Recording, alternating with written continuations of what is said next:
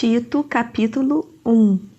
Paulo, servo de Deus e apóstolo de Jesus Cristo, para promover a fé que é dos eleitos de Deus e o pleno conhecimento da verdade, segundo a piedade, na esperança da vida eterna, que o Deus que não pode mentir prometeu antes dos tempos eternos e, em tempos devidos, manifestou a sua palavra mediante a pregação que me foi confiada por mandato de Deus, nosso Salvador, a Tito, verdadeiro filho, segundo a fé comum, graça e paz da parte de Deus Pai e de Cristo Jesus, nosso Salvador. Por esta causa te deixei em Creta, para que pusesses em ordem as coisas restantes, bem como em cada cidade constituísses presbíteros, conforme te prescrevi. Alguém que seja irrepreensível, marido de uma só mulher, que tenha filhos crentes, que não são acusados de dissolução, nem são insubordinados, porque é indispensável que o bispo seja irrepreensível como despenseiro de Deus, não arrogante, não irascível, não dado ao vinho, nem violento, nem cobiçoso de torpe ganância. Antes, hospitaleiro, amigo do bem, sóbrio, justo, piedoso, que tenha domínio de si, apegado à palavra fiel, que é segundo a doutrina, de modo que tenha poder tanto para exortar pelo reto ensino, como para convencer os que o contradizem. Porque existem muitos insubordinados, pauradores frívolos e enganadores, especialmente os da circuncisão.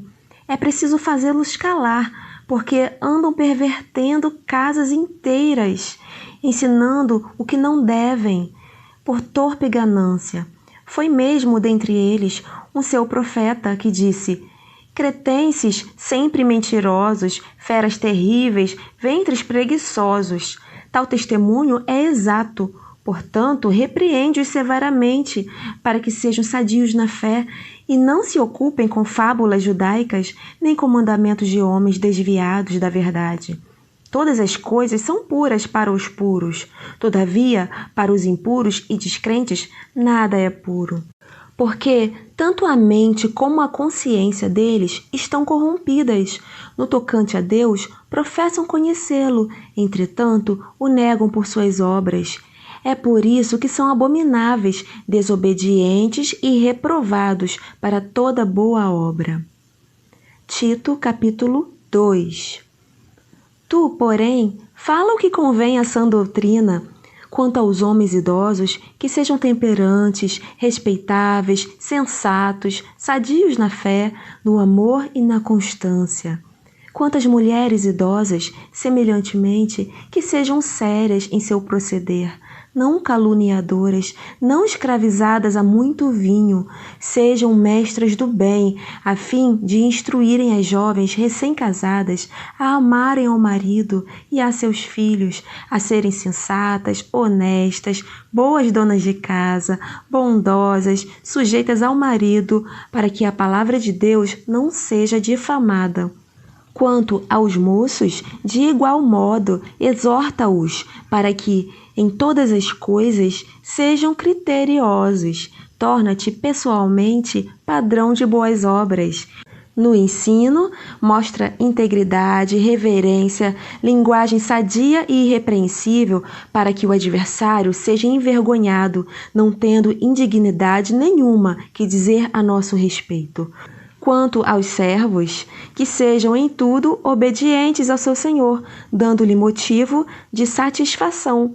Não sejam respondões, não furtem. Pelo contrário, deem prova de toda a fidelidade, a fim de ornarem em todas as coisas a doutrina de Deus, nosso Salvador. Porquanto a graça de Deus se manifestou salvadora a todos os homens, educando-nos para que, renegadas a impiedade e as paixões mundanas, vivamos no presente século sensata, justa e piedosamente, aguardando a bendita esperança e a manifestação da glória do nosso grande Deus e Salvador Cristo Jesus, o qual a si mesmo se deu por nós, a fim de remir-nos de toda a iniquidade e purificar para si mesmo um povo exclusivamente seu, zeloso de boas obras. Dize estas coisas, exorta e repreende também com toda a autoridade. Ninguém te despreze. Tito, capítulo 3. Lembra-lhes que se sujeitem aos que governam, às autoridades, sejam obedientes, estejam prontos para toda boa obra, não difamem a ninguém, nem sejam altercadores, mas cordatos, dando provas de toda a cortesia para com todos os homens. Pois nós também, outrora, éramos nécios, desobedientes, desgarrados, escravos de toda sorte de paixões e prazeres, vivendo em malícia e inveja, odiosos e odiando-nos uns aos outros. Quando, porém, se manifestou a benignidade de Deus, nosso Salvador, e o seu amor para com todos, não por obras de justiça praticadas por nós, mas segundo sua misericórdia, ele nos salvou mediante o lavar regenerador e renovador do Espírito Santo, que ele derramou sobre nós ricamente, por meio de Jesus Cristo, nosso Salvador, a fim de que, justificados por graça, nos tornemos seus herdeiros, segundo a esperança da vida eterna.